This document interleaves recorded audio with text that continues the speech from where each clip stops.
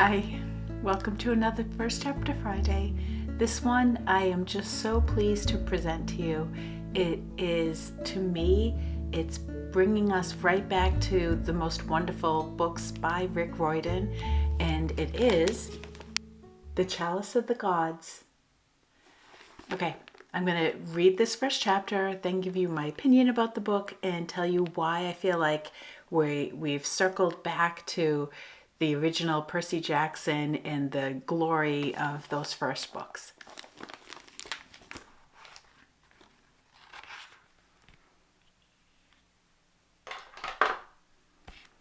Chapter 1.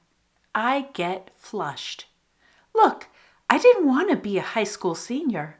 I was hoping my dad could write me a note.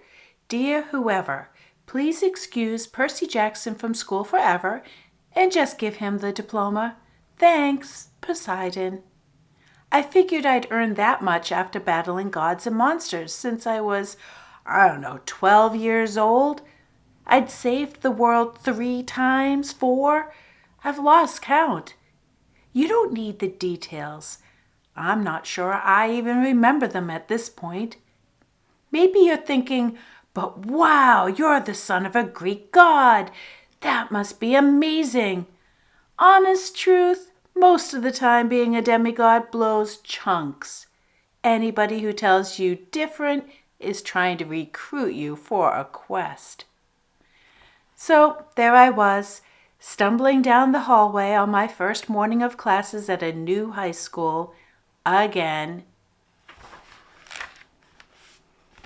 After losing my entire junior year because of magical amnesia, don't ask.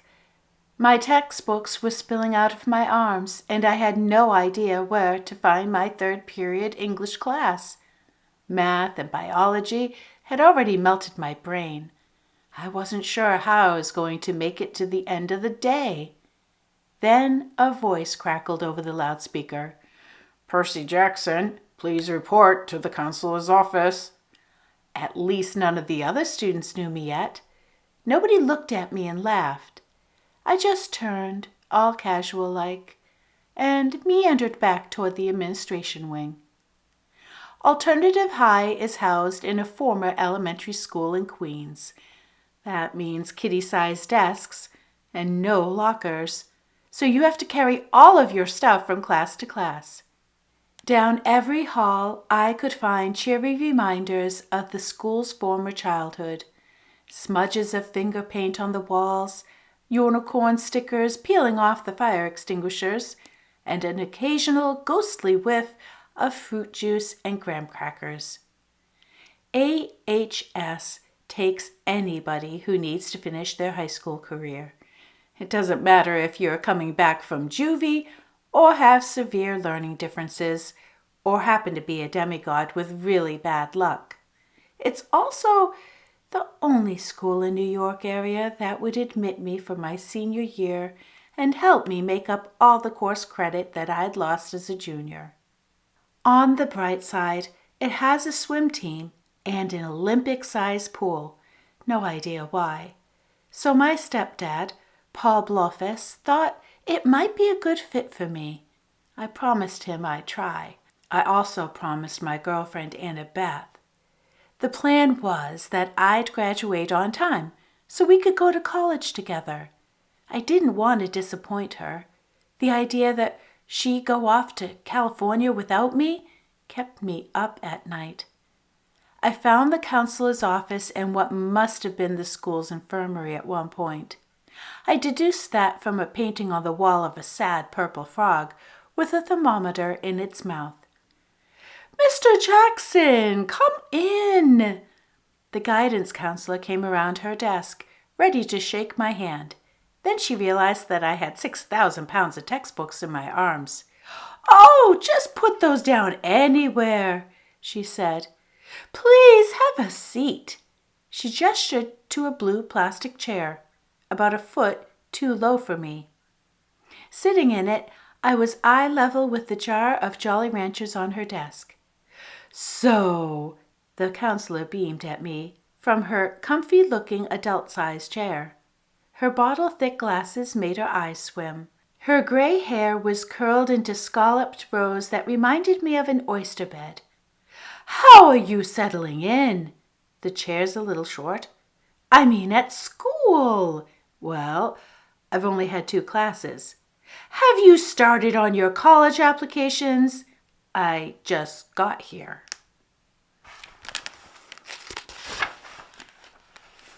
"Exactly! We're already behind."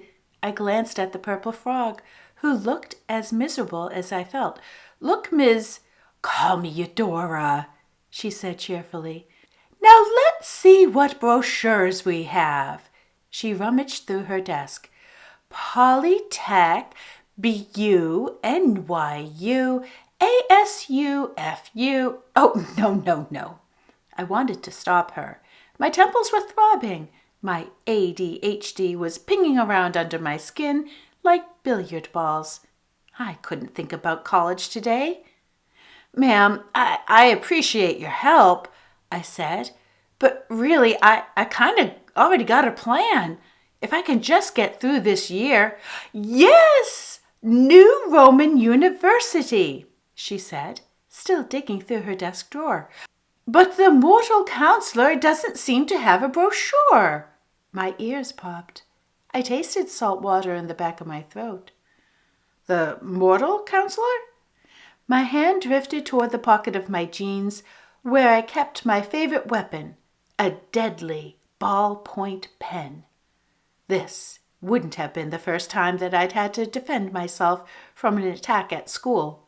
You'd be amazed at how many teachers, administrators, and other school staff are actually monsters in disguise. Or maybe you wouldn't be amazed. "Who are you?" I asked. She sat up and smiled. "I told you, I'm Eudora." I studied her more closely. Her curled hair was, in fact, a bed of oysters. Her dress shimmered like a jellyfish membrane.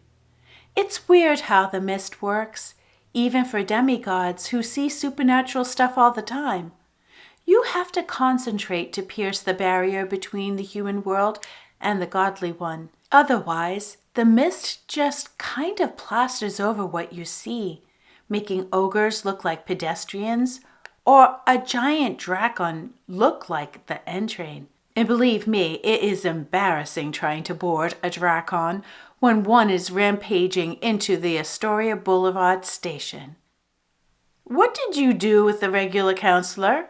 I asked. Eudora waved her hand dismissively. "Oh, don't worry about her. She couldn't help you with New Rome. That's why I'm here."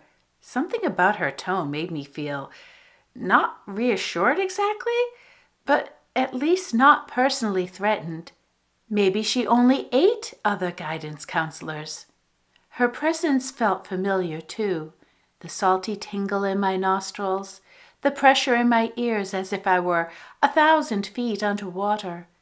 I realized I'd encountered someone like her before when I was 12 years old at the bottom of the Mississippi River. "You're a sea spirit," I said. "A Nereid." Eudora chuckled. "Yes, of course, Percy. Did you think I was a dryad? So my father sent you?" She raised an eyebrow as if she were starting to worry I might be a bit slow on the uptake. Weirdly, I did get that look a lot. "Yes, dear. Poseidon, your father, my boss.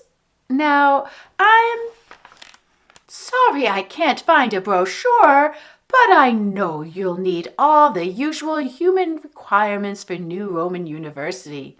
Test scores, official transcripts, and an up-to-date psychoeducational evaluation. Those aren't a problem." "They aren't?" After all I'd been through, it might have been too early to judge on that last one.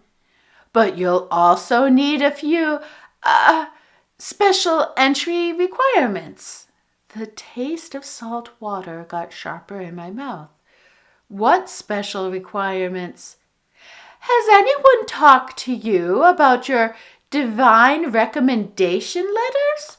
She looked like she really wanted the answer to be yes. No, I said. She fiddled with the jar of Jolly Ranchers. I see. Well, you'll need 3 letters from 3 different gods. But I'm sure, for a demigod of your talents. What? Eudora flinched. Oh, we could look at some backup schools. Ho, 'cause maybe community college is very nice. Are you kidding me? The Nereid's face started to glisten. Rivulets of salt water trickled from her oyster-bed hair. I felt bad about getting angry. This wasn't her fault. I knew she was only trying to help me because my dad had ordered to do so. Still, it wasn't the kind of news I wanted to deal with on a Monday morning, or ever. I steadied my breathing. Sorry, it's just I need to get into New Roman. I've done a lot of stuff for the gods over the years. Can't I just, email them a recommendation form? Eudora's eyebrows nodded. Her dress was now sloughing off in sheets of seawater. A pool of it spread across the green tile floor, seeping ever closer to my textbooks. I sighed. Ugh! I have to do new quests, don't I? Well, dear, the college admissions process is always challenging, but I'm here to help. How about this? I said.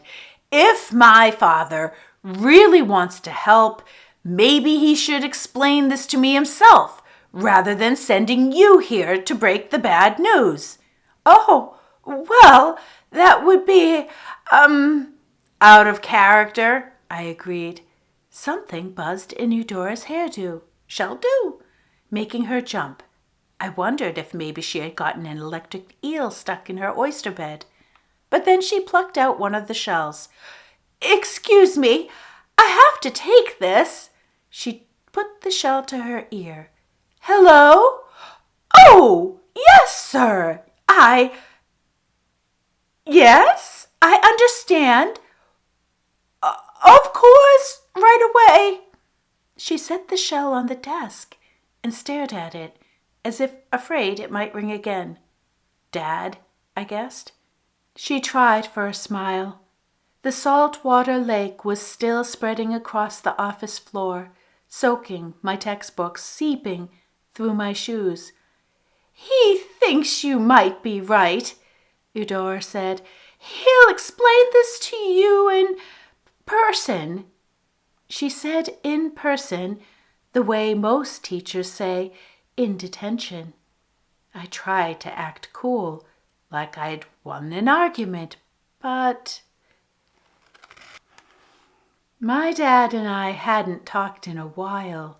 He usually only brought me to his underwater palace when a war was about to start, and I was hoping maybe he'd give me a week or so to settle into school before he summoned me.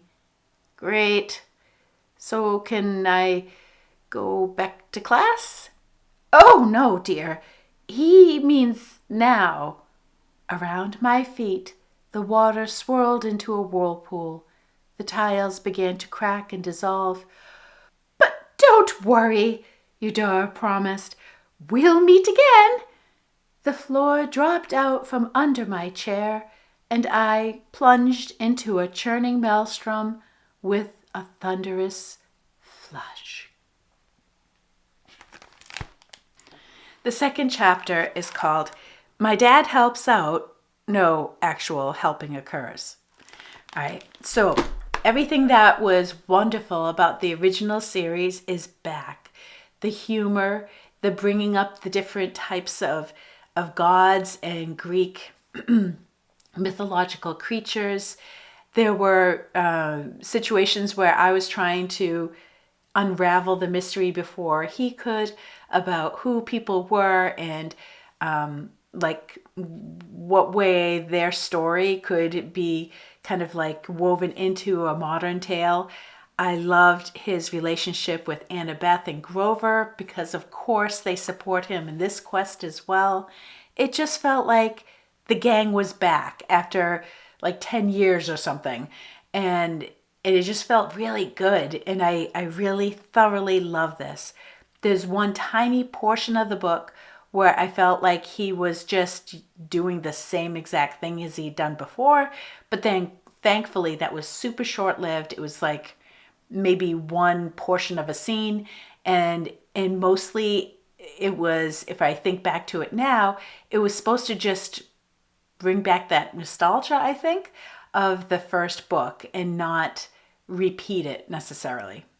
Because other things felt fresh, and I just loved this. And not a surprise, but it's just this book's going to focusing on just one of his quests, and there are two more that we can look forward to.